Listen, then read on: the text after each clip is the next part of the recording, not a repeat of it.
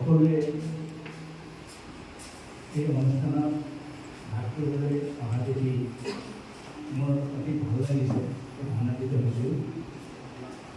আৰু মই নিশ্চয় আশা কৰিছোঁ পৰিচয় হৈছে জাতিটোৰ ভাষা আৰু সংস্কৃতিৰ দ্বাৰাই পৰিচিত হয় এটা জাতি। আমি যিহেতু আহোম জনগোষ্ঠী আমাৰ বিভিন্ন ধৰণৰ সাংস্কৃতিক কাৰ্যসূচীবোৰ সাংস্কৃতিক বা ভাষাৰ এইবিলাক আমি গঠন কৰিব লাগিব আৰু এইবিলাকৰ দ্বাৰাই আমি আমাৰ পৰিচয় দাঙি ধৰিব লাগিব। আমি আজি আনন্দিত হৈছোঁ যিহেতু অসম চৰকাৰৰ সাংস্কৃতিক বিভাগৰ উদ্যোগত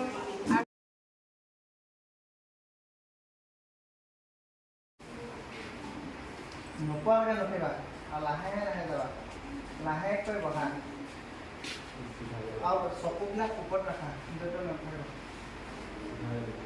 মানুহজনী চিধা হোৱা, এনেকৈ হাউলি নাযাবা, ক'ৰবাত কৰি যাবা, মাক যাব খেলা মই লাহেকৈ উঠা উঠা লাহেকৈ লাহে লাহে লাহে একদম ফাষ্ট নহয়, লাহে লাহে নমস্কাৰ কৰাই যায় আকৌ বহা লাহে লাহে লাহে লাহে লাইনৰ পাছ নকৰিবা মেজি ক'ৰবাত থাকিলে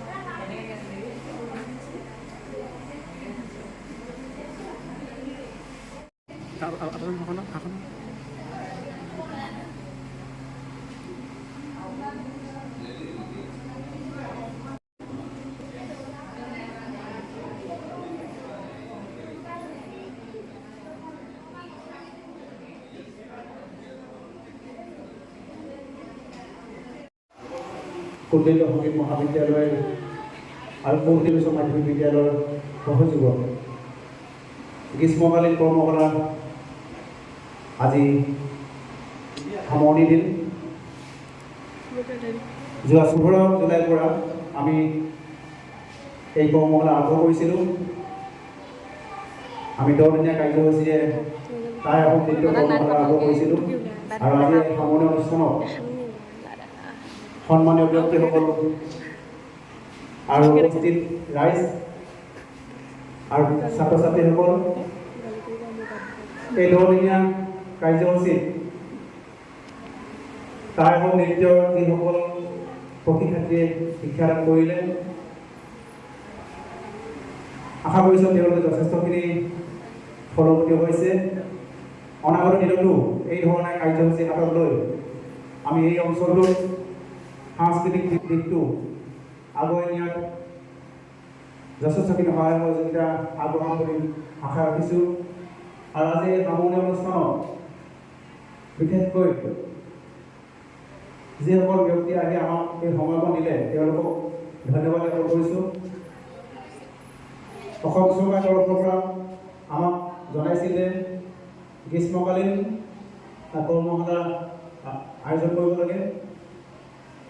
সেই মৰ্মে আমি ইয়াত এই কুন্দিল উচ্চ মাধ্যমিক বিদ্যালয়ত আমি টাই আহোম নৃত্য কৰ্মশালা আমি ল'লোঁ। আৰু আজি এই অনুষ্ঠানটি সুচাৰুৰূপে চলি যায় তাৰে কামনা কৰি আজি চমুকৈ এই আদৰণি ভাষণ মই সামৰণি মাৰিলোঁ। লগতে আজি আমাৰ মাজত আমাৰ শদিয়াৰে মৰম ককাইদেউ কৃষ্ণকান্ত গগৈ ককাইদেউক আমি আজি এই অনুষ্ঠানটি মুখ্য অতিথি ভাষণ হিচাপে আগবঢ়াবলৈ অনুৰোধ জনাইছোঁ।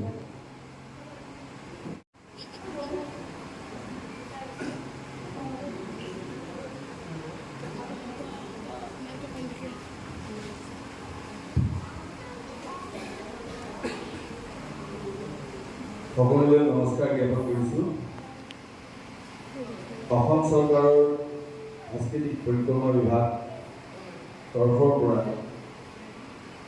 আৰু আমাৰ তিনিচুকীয়া জিলা প্ৰশাসন, শদিয়া মহকুমা প্ৰশাসন আৰু লগতে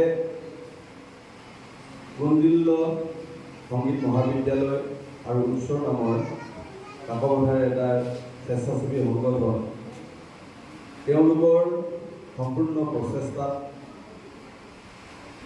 আজি গ্ৰীষ্মকালীন কৰ্মশালা হিচাপে যোৱা 15 জুলাইৰ পৰা আজি 24 জুলাইলৈকে আৰম্ভ হোৱা কৰ্মশালাৰ সভাৰ আজি সামৰণি অনুষ্ঠানৰ সন্মানীয় আমাৰ বিশিষ্ট আমাৰ শিক্ষক মহোদয় তথা বিশিষ্ট এই অঞ্চলৰ এই উচ্চতৰ মাধ্যমিক বিদ্যালয় আৰু দাঁতি কাষৰীয়া বিদ্যালয়সমূহ আমাৰ শিক্ষক মহোদয়সকল আৰু এইখন বিদ্যালয় আমাৰ প্ৰধান শিক্ষক সহ শিক্ষকসকল আৰু সন্মুখত পঢ়ি থকা আমাৰ বিভিন্ন ছাত্ৰ ছাত্ৰীৰ অভিভাৱকসকল আৰু আমাৰ এই অনুষ্ঠানত আজি বিগত 10টা দিনেই তেওঁলোকৰ শাৰীৰিক মানসিক আৰু সময় অপব্যয় কৰি শিক্ষা প্ৰদান কৰি অহা কুন্দিল মহাবিদ্যালয়ৰ আমাৰ মহন্ত ডাঙৰীয়া লগতে সুদূৰ শিৱসাগৰৰ পৰা আমাৰ প্ৰশিক্ষকসকল আৰু মৰমৰ ছাত্ৰ ছাত্ৰীসকল, মই আহিছিলোঁ এনেকুৱা যিকোনো কাৰ্যসূচীত বিগত সময়ত বিষ্ণুপ্ৰসাদ ৰাভাৰ দিৱসৰ দুটা সময়লৈ এটা আহিছোঁ আৰু শদিয়াৰ মই এজন ইয়াৰ যুৱক হিচাপে জিলাখনৰ বিভিন্ন ঠাইত যিকোনো এটা সাংস্কৃতিক অনুষ্ঠান হ'লে বা অন্যান্য এনেকুৱা ধৰণৰ যোগাত্মক কামবিলাক হ'লে মই যোগদান কৰি ভাল পাওঁ। সেইবাবে বিভিন্ন অনুষ্ঠানসমূহত নিমন্ত্ৰণ কৰে। কিন্তু এটা অতি সুন্দৰ কথা, অসম চৰকাৰৰ সাংস্কৃতিক পৰিক্ৰমা বিভাগে বিগত সময়বিলাকত এনেকুৱা কিছুমান পদক্ষেপ হয়তো আমি আগতে খুব কম হৈছিল। বিভিন্ন ধৰণৰ ৰাষ্ট্ৰীয় বা ৰাজ্যিক পৰ্যায়ৰ কিছুমান অনুষ্ঠানৰ কাৰণে তেওঁলোকে এইবিলাক ক্ষেত্ৰত আগভাগ লৈছিল। কিন্তু এতিয়া আমি দেখিবলৈ পাইছোঁ আমাৰ শিক্ষা বৰ্ষবিলাকৰ লগে লগে সাংস্কৃতিক পৰিক্ৰমা বিভাগে এই গৰম বন্ধৰ সময়ছোৱাত ছাত্ৰ ছাত্ৰীৰ মানসিক আৰ্থিক সমাজৰ মাজত জিলিকাবৰ বাবে আমি প্ৰতিযোগিতামূলক যিকোনো স্থানত নিজক প্ৰতিষ্ঠিত কৰিবৰ বাবে এনেকুৱা কিছুমান আমাৰ কাম আমি কৰিবলগীয়া হৈছে, যিটো সময় নেকি আজি গৰম বন্ধৰ সময়ছোৱাতো প্ৰতিজন ছাত্ৰ ছাত্ৰীয়ে ঘৰত আজি পথাৰলৈ যোৱা নাই বা অন্যান্য ধৰণৰ পেহী মাহী ঘৰত টাইম পাছ কৰিবলৈ যোৱা নাই। নোযোৱাৰ মূল কাৰণটো হৈছে কি, আমি আজি প্ৰতিটো শিক্ষাৰ লগত সংগতি ৰাখি আমি যদি জীৱনটো অতিবাহিত কৰোঁ হয়তো আমি সমাজত খুব কম দিনৰ ভিতৰতে আমি সমাজৰ পৰা হেৰাই যাম। হয়তো এটা সৰু চাকৰি পাম, নতুবা কিবা এটা পাই আমি ঘৰখন চলাম, মাত্ৰ সিমানেই থাকিব। কিন্তু আমাৰ আজি এনেকুৱা এটা দিন সংস্কৃতি, যিবিলাক গীত মাত, যিবিলাক আমাৰ ঘৰুৱা বাদ্যযন্ত্ৰ, বিভিন্ন ধৰণৰ নাটক, বিভিন্ন ধৰণৰ প্ৰতিযোগিতা, এইবিলাকত আমি আজি এককভাৱে আগবাঢ়ি যোৱাৰ এটা সময় আহিল। সেয়েহে আমাৰ ছাত্ৰ ছাত্ৰীসকলে বা অভিভাৱকসকলে ছাত্ৰ ছাত্ৰীসকলক সেইখিনি কাৰণে পঠাই দিয়ে। আজি যথেষ্ট 10 দিনত যথেষ্ট তেওঁলোকে শিকিছে, যিহেতুকে যিটো আমাৰ শদিয়া আমাৰ ঠাইবোৰ নৃত্যটো ইয়াত বিশেষকৈ প্ৰশিক্ষণ দিছে, স্বীকৃতিপ্ৰাপ্ত হিচাপে তেখেতক সন্মান যাচিছে। গতিকে যিকোনো এটা কাম আমি যদি খেতিয়েই কৰোঁ, আমি যদি খেলেই খেলোঁ, আমি যদি যিকোনো এটা কাম যদি কৰোঁ, সেই কামটো একক আৰু সত্য নিষ্ঠা সহকাৰে যদি আমি কৰি থাকিব পাৰোঁ, সেই প্ৰতিষ্ঠা লাভ কৰিব। আৰু সেই হিচাপে শদিয়াত আজি মহন্ত বুঢ়াগোহাঁই যি কুণ্ডিল মহাবিদ্যালয়, সংগীত মহাবিদ্যালয়কে প্ৰতিষ্ঠা কৰিছে। অসম চৰকাৰে ৰবীন্দ্ৰ ভৱনে হওক বা আমাৰ সাংস্কৃতিক পৰিক্ৰমা বিভাগে কেইবাবাৰো তেখেতক এই ক্ষেত্ৰত উৎসাহ যোগাবৰ কাৰণে বিভিন্ন ধৰণৰ সহায় সহযোগিতা আগবঢ়াইছে। কিন্তু মহন্ত বুঢ়াগোহাঁই এই কামটো তেওঁ ব্যক্তিগত কাৰণে ইউজ কৰা নাই। এই অঞ্চলৰ বিভিন্ন ছাত্ৰ ছাত্ৰীসকলক কেনেকৈ তেওঁ সংগীতৰ মাধ্যমেৰে, নিজৰ নৃত্যৰ মাধ্যমেৰে, গীতৰ মাধ্যমেৰে প্ৰতিষ্ঠা কৰিব পাৰি, নিজৰ অন্তৰত থকা প্ৰতিভাবিলাক কেনেকৈ তেওঁ বিকশিত কৰি প্ৰতিজন ছাত্ৰ ছাত্ৰীৰ অন্তত ভৰাই দিব পাৰি, তেওঁ কেনেকৈ পথাৰত এজন শিল্পী সৃষ্টি কৰিব পাৰি, তাৰ তেওঁ প্ৰয়াস কৰি আহিছে। এই প্ৰয়াসৰ ক্ষেত্ৰত এই স্থানীয় যিমানবিলাক শিক্ষক শিক্ষয়িত্ৰী আছে বা অভিভাৱক আছে, প্ৰত্যেকৰে ইয়াত যথেষ্টখিনি অৰিহণা আছে। যোৱা 20 জুন তাৰিখে যেতিয়া তেখেতৰ বাসগৃহৰ পুখুৰী পাৰত এটা সুন্দৰ ৰাভা দিৱস অনুষ্ঠান আয়োজন কৰিছিল, তাতে তেওঁ সন্ধিয়াৰ আবেলিতে কিবা সন্ধিয়া বুলি তেওঁ অনুষ্ঠানটোৰ নাম দিছিল। তাত তেতিয়া আমাৰ কিছুমান মোৰ লগত বন্ধু আহিছিলে। সেই বন্ধুকেইজন অসম আছিল আৰু অৰুণাচলৰ কেইবাজন আছিলে। আমাৰ ইয়াত থকা প্ৰায় কেইজন শিক্ষক বাইদেউ সেইদিনাখন তাত উপস্থিত আছিল। আৰু সেই যেতিয়া এই আড্ডাটো যেতিয়া হৈছিল, তেতিয়া সেই মোৰ বন্ধুকেইজনে যোৱাৰ পৰত মোক কৈছিল, শদিয়াৰ মানুহবিলাক আমি জানো, কিন্তু শদিয়াৰ মানুহবিলাক যে শিক্ষকসকলৰ যে এটা শিশুসুলভ মন আছে, প্ৰতিজন মানুহৰ কণ্ঠত যে কবিতা গীত যে ওলাই থাকে, কেনেকুৱা ধৰণৰ শদিয়াৰ মানুহবিলাক। বিশেষভাৱে আমাৰ কি হয়, সমাজত কোনোবাই হেডমাষ্টাৰ হ'ব পাৰে, কোনোবাই প্ৰিন্সিপাল হ'ব পাৰে, কোনোবাই এজন কিবা প্ৰশাসনিক বিষয়া হ'ব পাৰে, নিজৰ এটা ইগ' থাকে। আৰু যাৰ ইগ'ৰ কাৰণে তেওঁ সমাজখনত কিছুমান মানুহক অৱহেলিত হিচাপে ভাবে বা সমাজৰ কিছুমান মানুহক তেওঁ তলত চাকৰি কৰে, তেওঁতকৈ তেওঁ নিজকে উচ্চ হিচাপে গণ্য কৰে। কিন্তু সেই বস্তুটো শদিয়াত আমাৰ বাহিৰৰ লোকসকলে যিটো কৈছে, তাক মই গৌৰৱ অনুভৱ কৰিছোঁ। সেইদিনাখন গীতাঞ্জলি বাইদেৱে এজনী সৰু 5-6ৰ ছোৱালীৰ নিচিনা যেনেকৈ কবিতা আবৃত্তি কৰিছিলে, আমাৰ ইয়াত ভূপেন বুঢ়াগোহাঁই ছাৰে এটা গীত গাইছিলে, আৰু লগত থকা বাইদেউসকলে এটা এটাকৈ গীত গালে, আৰু বিভিন্নজনে গীত গালে। মানে তেওঁলোক যেন 8-9ৰ ছোৱালী, এনেকুৱা ধৰণৰ এটা তেওঁলোক দেখুৱালে। সেইটোকে কয় শিশুসুলভ মন, য'ত কলা সোমাই আছে, সেই কলাবিলাক তেওঁলোকে প্ৰকাশ কৰিছে। গতিকে তেওঁলোকে এইটোৱে গৰ্ব কৰিছে যে ডক্টৰ ভূপেন হাজৰিকাৰ জন্মভূমি হিচাপে খ্যাত শদিয়াৰ প্ৰতিজন মানুহৰ মনত কলাসুলভ মনটো আছে, আৰু সি এটা সময়ত গোটেই ভাৰতবৰ্ষত প্ৰতিষ্ঠা কৰিব। আৰু ইতিমধ্যে প্ৰতিষ্ঠা হৈছে।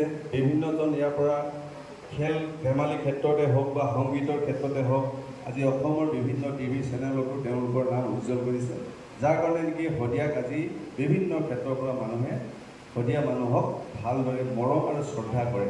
যিকোনো ঠাইলৈ গ'লে শদিয়া বুলি ক'লে আমাক এটা আগ্ৰহ দৃষ্টিৰে চায়। এই চোৱাৰ প্ৰৱণতাটো আমাৰ মাজত থকা বিহেভিয়াৰ, আমাৰ মাজত থকা যিবিলাক সুন্দৰ চিন্তাধাৰা, সেইবিলাকৰ কাৰণে আমাৰ মানুহৰ মৰম চেনেহটো অসমৰ যিকোনো ঠাইতে আমি পাবলৈ সক্ষম হৈছোঁ। গতিকে অসম চৰকাৰৰ এনেকুৱা এক যোগাত্মক পদক্ষেপ অনাগত দিনত আমি চলি থাকক বুলি আশা কৰিছোঁ।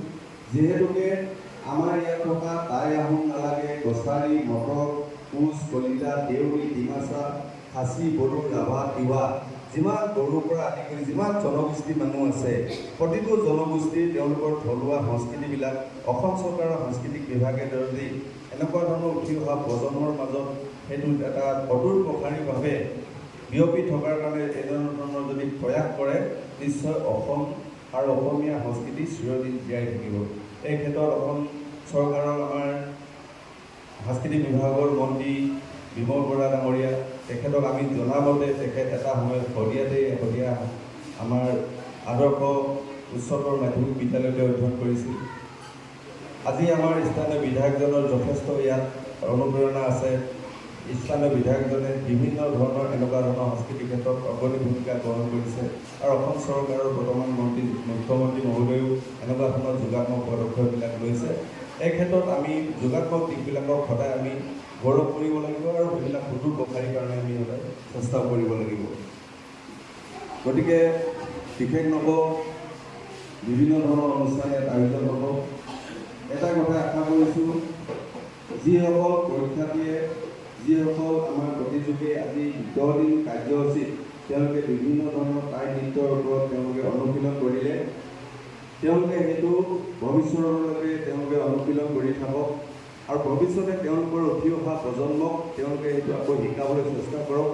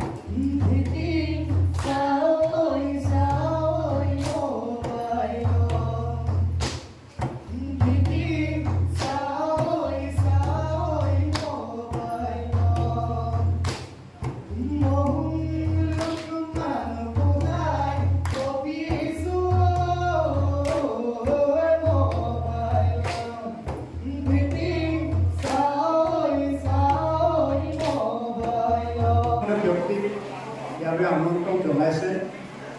এই অনুষ্ঠানত অংশগ্ৰহণ কৰা, এই কৰ্মশালাত অংশগ্ৰহণ কৰা ছাত্ৰ ছাত্ৰীসকলক যাতে অলপ উৎসাহিত হয়, ছাত্ৰ ছাত্ৰীসকল আমাৰ প্ৰশিক্ষকসকল যাতে অলপ উৎসাহিত হয়। কিন্তু মোৰ লগত দেখা পালোঁ ডুমডুমাৰ পৰা আহিল কৃষ্ণ গগৈ ডাঙৰীয়া বগাইদেউ আহিল, সহধৰ্মিনী আহিল, চাফাফৰা একতা বগাইদেউ আহিল, বিপুল ফুকন ডাঙৰীয়া আহিল, নেকিপালি আহিল, বাইদেউসকল আহিল, কিন্তু একেবাৰে গাতে লাগি থকা আমাৰ ব্যক্তিসকল নাহিল। এনেকৈ জানো আমাৰ সমাজবিলাক চলিব? এনেকৈ নহয়। কাৰণ আমি কেৱল ল'ৰা ছোৱালী শিক্ষাটো দি থাকিলেই নহ'ব, আমি সিহঁতক কেনেকৈ আমি সংস্কাৰ দিম? শিক্ষাৰ লগতো সংস্কাৰ বস্তু বৰ দৰকাৰী বস্তু। আজি আমি তেওঁলোকক বদনাম কৰোঁ ছাত্ৰ ছাত্ৰীবিলাকক, ল'ৰা ছোৱালীবিলাকক যে যুৱ প্ৰজন্ম উচ্ছৃংখল হৈছে, খালি মোবাইলত ব্যস্ত। গতিকে সেই মোবাইলত বা তেওঁলোকে উচ্ছৃংখলতাটো আমি আঁতৰ কৰিবলৈ হ'লে আমাৰ মানে এনেধৰণৰ অনুষ্ঠানবিলাকৰ দৰকাৰ নহয়। তেওঁলোকৰ মনৰ কিছু পৰিৱৰ্তনৰ কাৰণে, তেওঁলোকক সংস্কাৰমুখী হ'বৰ কাৰণে এনেধৰণৰ অনুষ্ঠানবিলাকতো খুব জৰুৰী, খুব দৰকাৰ আছে। কিয় আমি সেই কথা নাভাবোঁ? আমি ইমানখিনি ব্যক্তিকেন্দ্ৰিক হ'লে সমাজখন কিন্তু নচলিব। যিখন সমাজত আপুনি মই সকলোৱে আছোঁ, সেইখন সমাজত কিন্তু আমি সকলোৱে কিন্তু এটা অশান্তিৰ মাজেৰে আমি গতি কৰি এইদৰে আমি অশান্তিৰ মাজতে আহি থাকিব লাগিব। যি কি নহওক, মই অলপমান পোনপটীয়াকৈ কোৱা কথাবিলাক অলপ সৌভাগ্য অৱস্থাত প্ৰভাৱ নহয়, কোনোবাই বেয়া পাব উপায় নাই। এই যে চাউলক চুকাফা বৰ অসমৰ ভেটি গঢ়িলে, থাপ ৰাজ মাৰি এক ৰাজ কৰি অসমৰ সমগ্ৰ সকলো জাতি জনগোষ্ঠীক একত্ৰিত কৰি শাসন কৰিলে। অসমীয়া জাতিক কি নিদিলে তেওঁ? আজি আমি অসমীয়া নৃত্য পাহৰি গ'লে হ'ব জানো? তেওঁ অসমক আশা দিলে, অসমীয়াক আশা দিলে, ভাষা দিলে, বন্ধ্যা অসমক ৰামনি কৰিলে। গতিকে সেইজন চাউলক চুকাফাক স্মৰণ কৰিলে আমাৰ গৰ্ব হয় নহয়? কিন্তু সেই অনুভৱটো আমি ল'ব নোৱাৰোঁ কিয়? এই 30গৰাকী ছাত্ৰী, 30গৰাকী প্ৰতিযোগী বুলি মই কৈছোঁ। আজি 10 দিনে ইয়াত প্ৰশিক্ষণ ল'লে, প্ৰশিক্ষকসকলে বহু কষ্ট কৰি তেওঁলোকক প্ৰশিক্ষণ ল'লে। ইতিমধ্যে তেওঁলোকৰ আমি পৰিৱেশনো চালোঁ, খুব সুন্দৰ হৈছে, খুব সুন্দৰ এটা পৰিৱেশন হৈছে। 10 দিনত হৈছে, 10 দিন মাত্ৰ, তাকো মাজতে এদিনলৈকে গেলে কৰিলে নেকি? যি কি নহওক, 10 দিনত ইমান সুন্দৰ প্ৰদৰ্শন।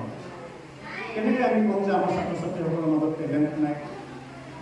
নিশ্চয় আছে, কিন্তু আমাৰ এটাই ভুল হৈছে কি, আমি অনুপ্ৰাণিত কৰিব নোৱাৰোঁ। তেওঁলোক অনুপ্ৰাণিত নহয়, আমি সমাজে সেইখিনি অনুপ্ৰেৰণা দিব নোৱাৰোঁ।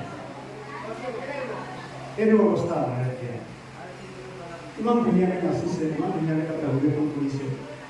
মই মাজে মাজে আহি চাওঁ, ভাল লাগে। মই ছোৱালীজনীলৈ আহি বেছি সময় দিব নোৱাৰোঁ। গতিকে এই ধৰণে নহ'ব। আমি অসমীয়া কৈ থাকিলেই নহ'ব, জাতিটোৰ প্ৰতি আমি কিছু দায়বদ্ধও হ'ব লাগিব। এইখিনি কথা ক'লোঁ। অনাগত দিনত বিশেষকৈ আমাৰ যিসকলে শিকিলে, ইয়াত যিসকলে কৰ্মশালাত এই প্ৰশিক্ষণ ল'লে, তোমালোকৰ ভৱিষ্যত উজ্জ্বল। ছাত্ৰ ছাত্ৰীসকলক বেছি কৈছোঁ কথাটো। ইয়াৰ পাছত তোমালোকক হয়তো এই কৰ্মশালাত প্ৰশিক্ষণ লোৱাৰ কাৰণে, এই প্ৰশিক্ষণ লোৱাৰ কাৰণে তোমালোকে এখন চাৰ্টিফিকেট দিয়া যাব, এখন প্ৰমাণ পত্ৰ দিয়া যাব। অতি মূল্যৱান সেইটো প্ৰমাণ পত্ৰ হ'ব। সেইটো অমূল্য সম্পদ। আমি এইখিনি নকৰাকৈ কিনি সেইটো প্ৰমাণপত্ৰ আমি লাভ কৰিব নোৱাৰোঁ। নিজে কৰা যিখিনি কাম, এই দলত অকলশৰীয়াকৈ নাচ বাগ কৰা আৰু দলীয় ঐক্য ৰক্ষা কৰি সকলোৱে এটা ভাল পৰিৱেশন দিয়া, এই দুটা কথা থাকে।